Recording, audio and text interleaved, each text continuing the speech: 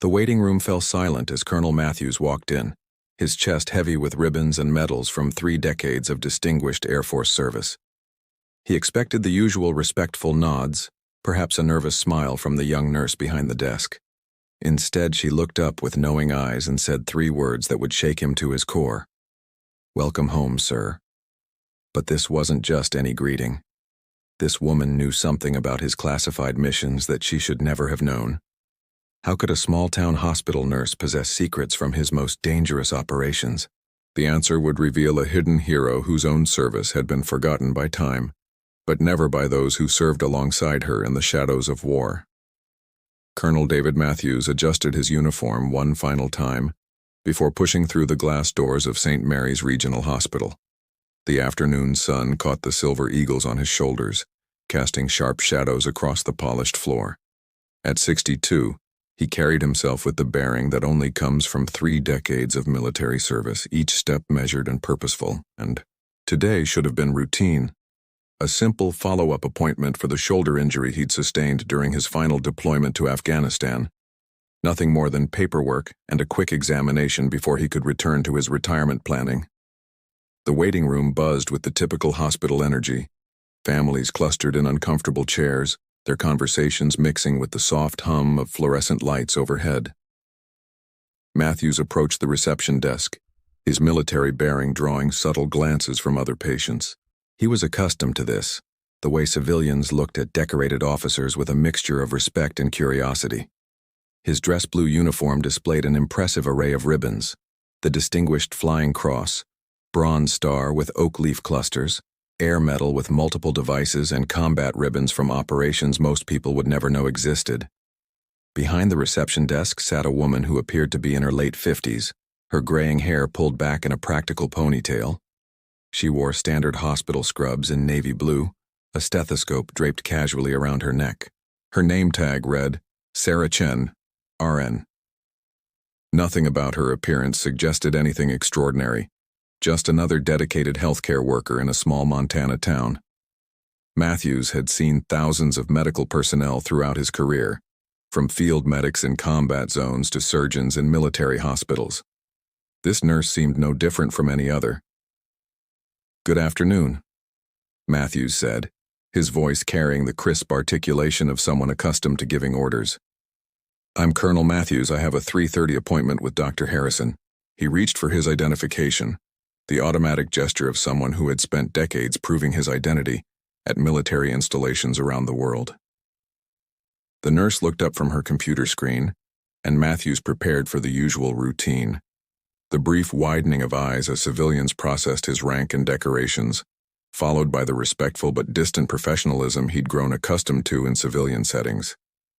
Instead, something entirely different happened. Sarah Chen's eyes met his with a directness that caught him off guard. There was no surprise, no intimidation, no awkward fumbling for words. Her gaze moved deliberately across his ribbons, pausing at specific medals with the trained eye of someone who understood their significance. Most civilians couldn't distinguish between a good conduct medal and a Purple Heart, but this woman's examination was methodical, knowledgeable.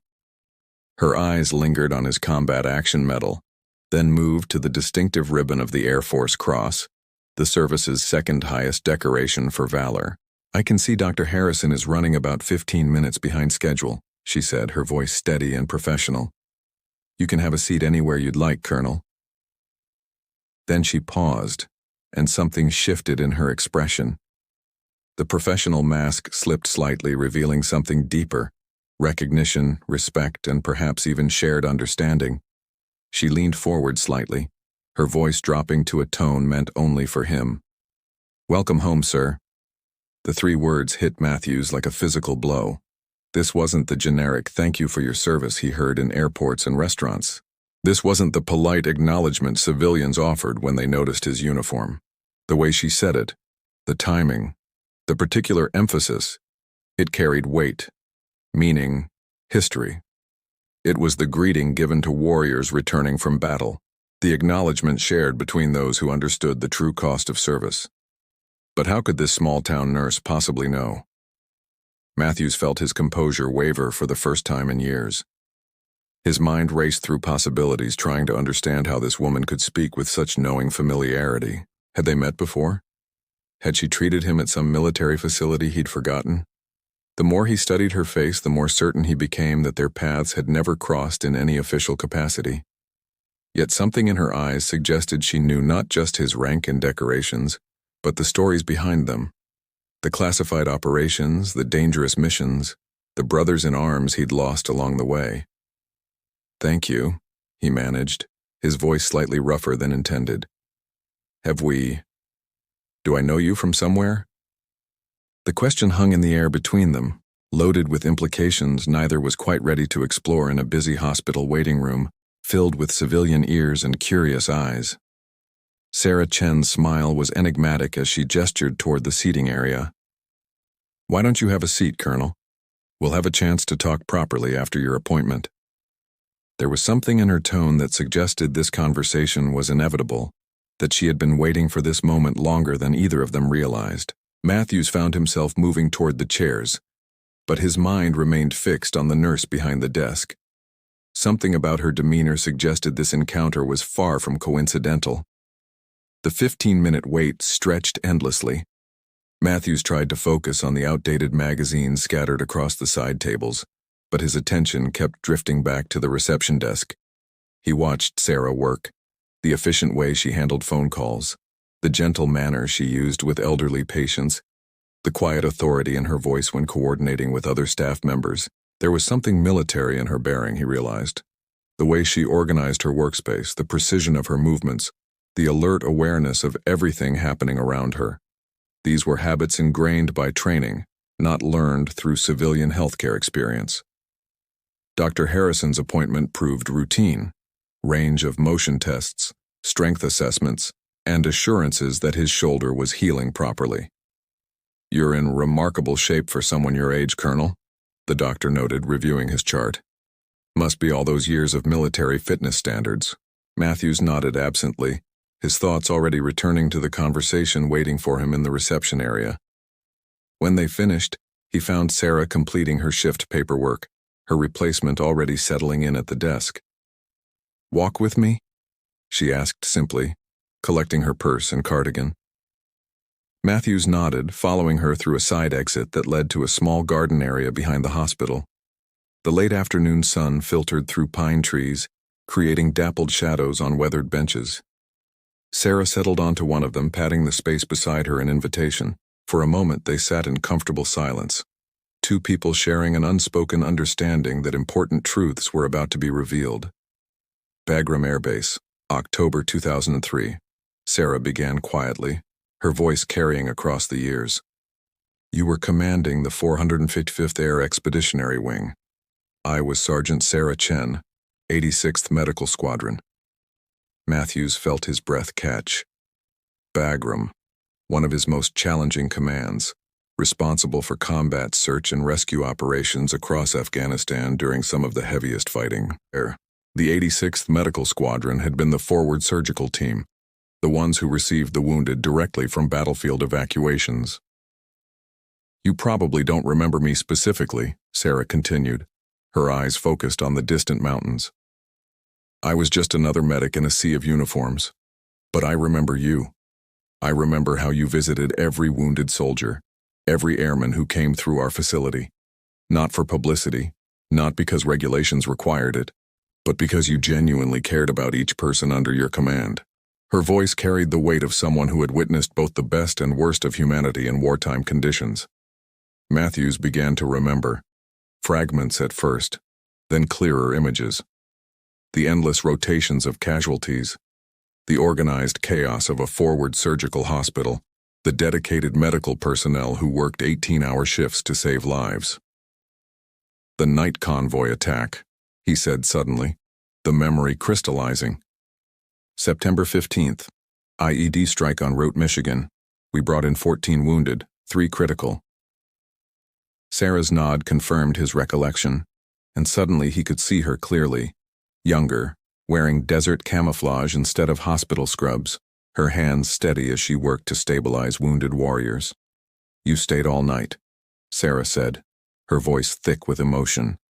14 hours of surgery, And you never left. You held Private Johnson's hand while we worked on his legs. You called Staff Sergeant Martinez's wife personally to let her know he was alive.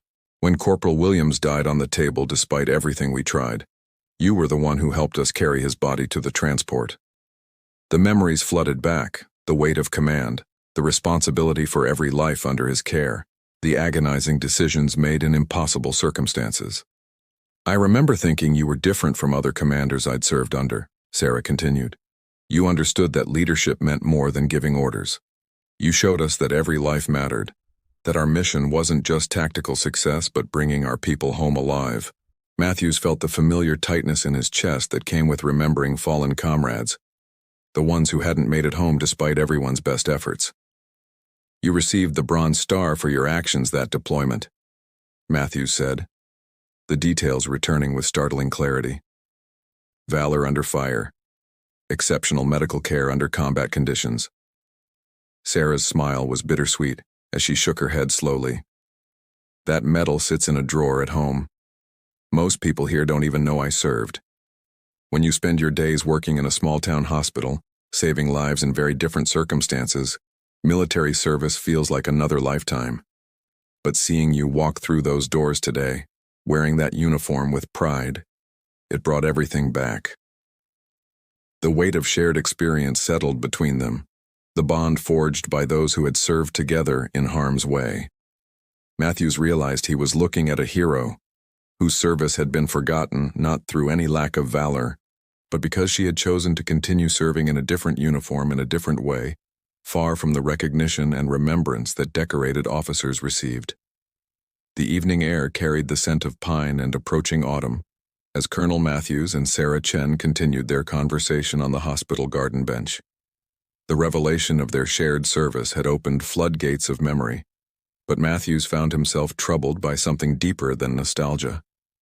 Here sat a woman who had saved countless lives under enemy fire, who had earned decorations for valor, yet she wore civilian scrubs in a small Montana hospital where nobody knew her true story.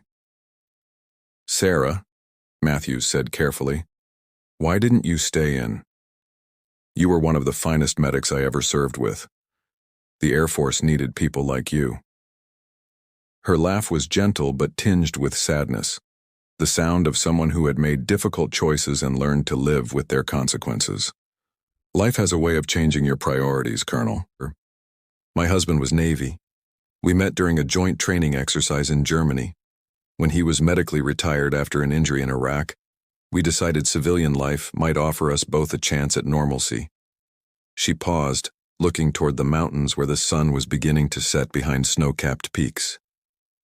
We moved here because it was peaceful, because nobody would ask questions about nightmares or why certain sounds made us jump. I thought I could leave that part of my life behind, focus on healing people in a different way. The skills transferred: trauma surgery, emergency medicine, critical care.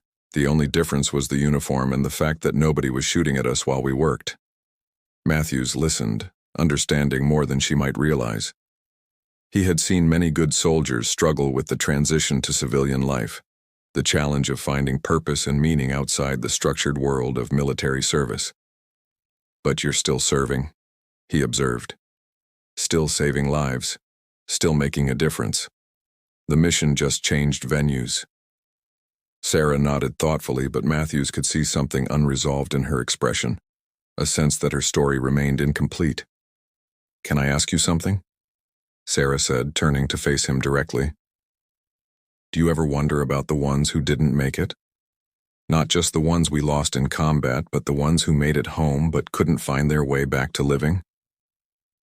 Matthews felt the familiar weight of command responsibility, the burden every military leader carried for those they had led into harm's way. Every day, he admitted. I keep in touch with as many as I can, attend reunions, visit the ones who are struggling. It's part of the job that never really ends. Sarah's eyes brightened with an idea that seemed to energize her entire being. What if we could do more? This hospital serves a large rural area. Lots of veterans, lots of current military families from Malmstrom Air Force Base. Many of them struggle with civilian healthcare systems that don't understand military culture or combat-related medical issues. What if we created a program specifically designed to serve them better? Matthews found himself leaning forward, engaged by her vision. What did you have in mind? Sarah's voice grew stronger as she outlined her thoughts. A veteran healthcare navigator program.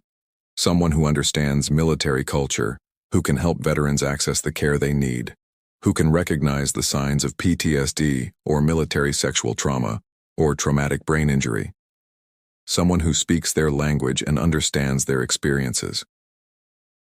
The idea took shape between them as they talked.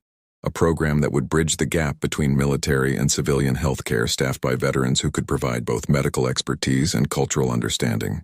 Matthews realized he was witnessing the birth of something significant, a way for Sarah's hidden service to emerge into meaningful recognition and continued impact.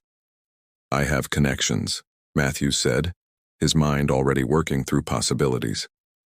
VA administrators, military healthcare officials, foundation executives who fund veteran programs. This isn't just a good idea, Sarah. This is necessary. Veterans are dying by suicide at alarming rates, partly because they can't navigate civilian systems or don't trust providers who don't understand their experiences. As they continued planning, Matthews made a decision that had been building throughout their conversation. There's something else we need to address, he said firmly. Your service, your achievements, they shouldn't be hidden away in a drawer. This community should know what kind of hero they have working among them. Sarah started to protest, but Matthews held up a hand. Not for ego or recognition, but because visibility matters. When veterans see someone like you in a position of authority and respect, it gives them hope. It shows them that their skills and experiences have value in civilian life. The conversation stretched into the evening as they developed plans for both the healthcare program and for properly honoring Sarah's military service. Matthews promised to make calls, to leverage his network of contacts to support her vision. In return, Sarah agreed to accept recognition for her military service, not for personal glory, but as part of building credibility and trust for the veteran healthcare program they were creating together. 6 months later, Colonel Matthews stood in the same hospital lobby, but everything had changed. A bronze plaque near the reception desk honored Staff Sergeant Sarah Chen's military service and her role as Director of Veteran Healthcare Services. The program she had envisioned was now serving hundreds of veterans across Montana, providing culturally competent care and navigation services that had already saved lives and restored hope to struggling families. As Matthews watched Sarah coordinate with a young Marine veteran struggling with PTSD, he realized that some forms of service never truly end. They simply evolve, adapt, and find new ways to honor the commitment made when someone first raised their right hand and swore to serve others before themselves. The story of Colonel Matthews and Nurse Sarah Chen reminds us that heroes walk among us every day, often unrecognized and unremembered. In small-town hospitals, corporate offices, schools, and communities across our nation, men and women who once served in uniform continue their mission of service in civilian clothes. Their stories matter not just as historical records, but as inspiration for all of us to recognize and honor the continued contributions of those who have sacrificed for our freedom. Sarah's transformation from hidden veteran to recognized healthcare leader demonstrates that military service never truly ends. It evolves, adapts, and finds new expressions in civilian life. The skills learned in combat, the values instilled through military training, and the commitment to service that defines every veteran continue to make our communities stronger, safer, and more compassionate. If this story moved you, if you know a veteran whose service deserves recognition, or if you've been inspired by the countless ways our military heroes continue serving long after they hang up their uniforms, please subscribe to our channel. Share these stories with others who need to hear them. Like this video to help us reach more people with tales of courage, sacrifice, and the enduring bonds of military brotherhood and sisterhood. Together, we can ensure that no hero's story goes untold and no veteran's service goes unremembered. Thank you for honoring our heroes by listening to their stories.